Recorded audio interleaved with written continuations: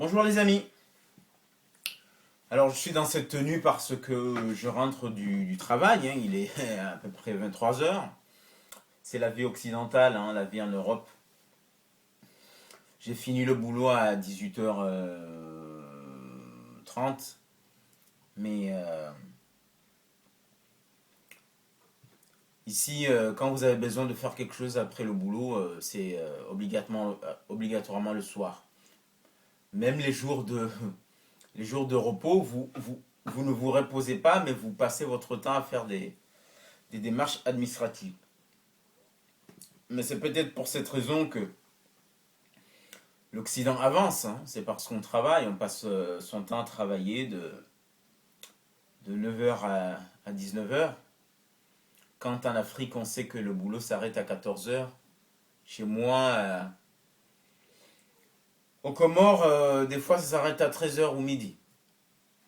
Voilà, il n'y a pas de secret, hein. Si l'Occident se développe, c'est parce que l'Occident travaille. Voilà. Chez nous, aux Comores, les gens, ils arrêtent le boulot à 13 heures pour aller dans des grands mariages. Donc voilà, donc c'est pour cette raison que je suis dans cette tenue. J'aurais pu l'enlever, mais en venant, j'ai eu l'idée de la vidéo, donc je me suis dit, je vais la faire tout de suite, faire partager ma réflexion sur le sujet en question avant de me mettre à l'aise.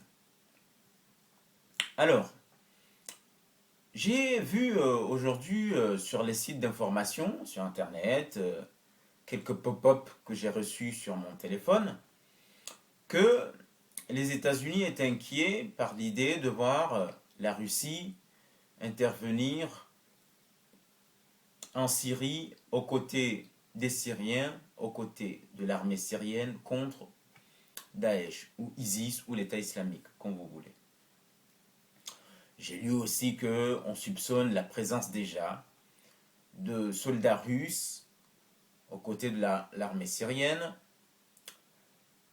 que John Kerry aurait appelé Sergei Lavrov, hein, le chef de la diplomatie russe, pour lui faire part de ses inquiétudes quant à cette éventualité d'intervention de la Russie en Syrie.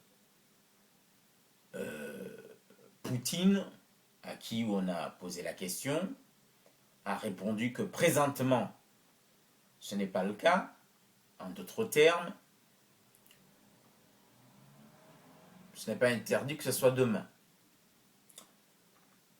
Aussi, j'ai lu que les États-Unis auraient demandé à la Grèce de ne pas laisser passer des avions russes qui allaient survoler son espace en direction de la Syrie, parce que ces avions seraient soupçonnés de transporter des armes à destination de l'armée syrienne. Et d'autres pays comme la Bulgarie auraient reçu cette demande des États-Unis, qui sûrement est plus un ordre qu'une demande. Vous savez tous la position de la France, qui intervient en Irak contre l'État islamique par des frappes, si j'ai bien compris, mais qui refuse d'intervenir en Syrie, soi-disant parce qu'en Syrie, il n'y a pas une décision des Nations Unies. Il n'y a pas de mandat des Nations Unies pour intervenir là-bas. Vous savez bien que en Syrie, on ne pourra pas l'avoir parce qu'il y a le veto de la Russie et de la Chine qui ne sont pas d'accord avec une intervention militaire des Nations Unies dans ce pays. Parce que Poutine, qui fait la bonne analyse, comprend que si on intervient là-bas, on laisse la place à ISIS, qui est déjà partout aujourd'hui, hein, qui déstabilise partout. Si ils interviennent, eh ben, c'est la porte ouverte à un État bien installé d'un État islamique bien installé. Alors, moi, ma réflexion, mon étonnement, c'est de voir l'obsession de la France de refuser une intervention en Syrie contre l'État islamique. C'est de voir cette inquiétude des Occidentaux, États-Unis, Europe, la France, c'est de voir cette inquiétude dans l'éventualité de voir la Russie aller combattre l'État islamique. Aujourd'hui, nous assistons tous à la déferlante de ces réfugiés qui fuient ces zones où la barbarie agit pour fuir cette barbarie en quête de paix et qui arrivent en Europe. Parce que ils vont pas aller aux États-Unis. Eux, ils peuvent aller foutre le bordel partout. Ils peuvent être certains qu'il n'y aura pas de réfugiés qui arriveront là-bas. Malgré le bordel que leur agence à 3 lettres fout dans toutes ces régions. Eux, ils sont à l'abri. Il n'y a aucun réfugié qui va arriver là-bas. Mais c'est les Européens qui prennent, qui doivent s'occuper de ces réfugiés. Donc, moi, je serais un Européen, un Occidental, je verrais d'un bon œil qui est un pays puissant militairement qui intervienne dans une région où la barbarie agit, qui est à l'origine de cette déferlante de réfugiés. Non, mais c'est le contraire. On, on crie au scandale, on dit qu'on est inquiet par cette éventualité d'intervention militaire, parce que, soi-disant, Bachar el-Assad serait un dictateur. Alors, moi, je suis étonné pourquoi cette obsession de la démocratie, cette obsession de la lutte contre les dictatures, quand on sait que Bachar el-Assad, cette même personne, dictateur, hein, je suis d'accord, c'est un dictateur, quand on sait que cette même personne a été reçue ici un 14 juillet par un certain Sarkozy, qui aujourd'hui déclare partout sa haine contre Bachar el-Assad. C'est lui-même qui l'a reçu ici un 14 juillet. Hein. C'était l'invité d'honneur. Quand on sait que la France a reçu un autre dictateur qui sont partis assassiner, qui est Kadhafi, le chaos maintenant en Libye. Donc, et que d'ailleurs j'ai vu dernièrement François Hollande partir en Biélorussie où il y a un dictateur qui emprisonne les journalistes, qui les muselle, qui met en prison tous les opposants politiques, une famille qui s'accapare des richesses du pays, mais comme il y a du pétrole, il est parti là-bas avec des chefs d'entreprise pour aller négocier des contrats. Si je ne m'abuse, c'est en Biélorussie, en tout cas un pays de l'Est. Donc là-bas, on ne voit pas la dictature. Mais comme par hasard, c'est en Syrie où on est obsédé par l'idée qu'il faut une transition sans Bachar el-Assad. Ce qui n'est pas la position de la Russie, vous avez compris. D'accord ? Lui, la Russie a compris la chose. Hein. Vaut mieux cette dictature avec une stabilité que un pays gouverné par l'État islamique. Ils sont tellement obsédés par l'idée de combattre un dictateur que même quand on soupçonnait l'utilisation d'armes chimiques, Barack Obama avait déclaré que il est confirmé que la Syrie a utilisé des armes chimiques, donc la fameuse ligne rouge était dépassée, ils allaient intervenir. Donc on s'apprêtait à faire intervenir. Et d'ailleurs, je je pense que l'État islamique l'avait su parce que finalement, on a conclu que ce n'était pas Bachar al-Assad qui avait utilisé les armes chimiques, mais c'était l'État islamique.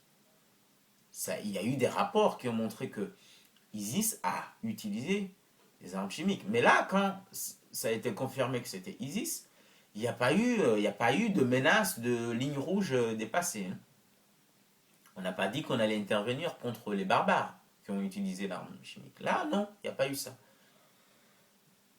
Donc, je suis étonné. Je suis étonné de voir que quand il y a une superpuissance militaire qui, quand il y a une possibilité de voir cette puissance intervenir dans cette zone-là contre la barbarie, qui vend des femmes, qui les réduit en esclavage, on, on agite le drapeau rouge. Je n'arrive pas à saisir. Soi-disant au nom de la démocratie, au nom de la lutte contre les dictatures ou les dictateurs qu'ils ont reçus hier. Pourquoi? Pourquoi ça? Et donc je me dis que finalement, peut-être que le leader de Hezbollah, dans son analyse de tout ça, avait raison, Hassan Nasrallah, quand il disait qu'avant, les Occidentaux intervenaient dans cette région pour aller se servir des matières premières du sous-sol de ces pays, le pétrole, sans demander la permission de personne. Aujourd'hui, peut-être, c'est une politique de pagaille faite à dessein, c'est-à-dire laisser l'État islamique prendre le pouvoir partout, hein, donc ne pas intervenir, les armer, parce qu'il y a des soupçons qui pensent que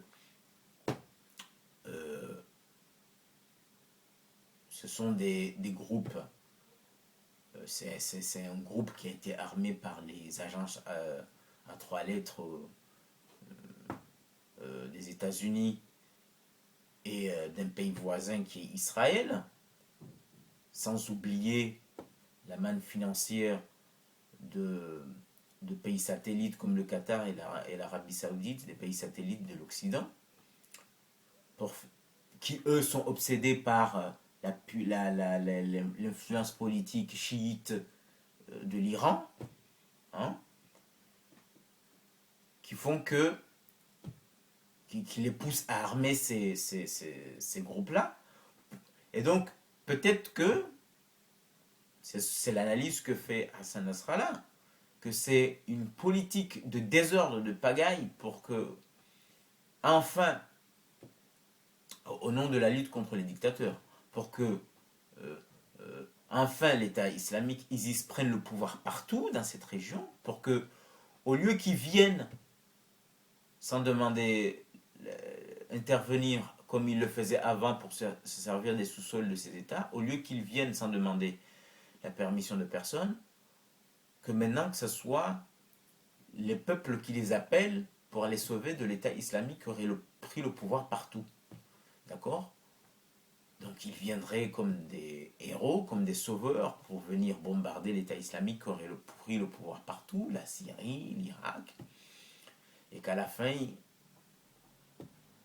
ils organisent des élections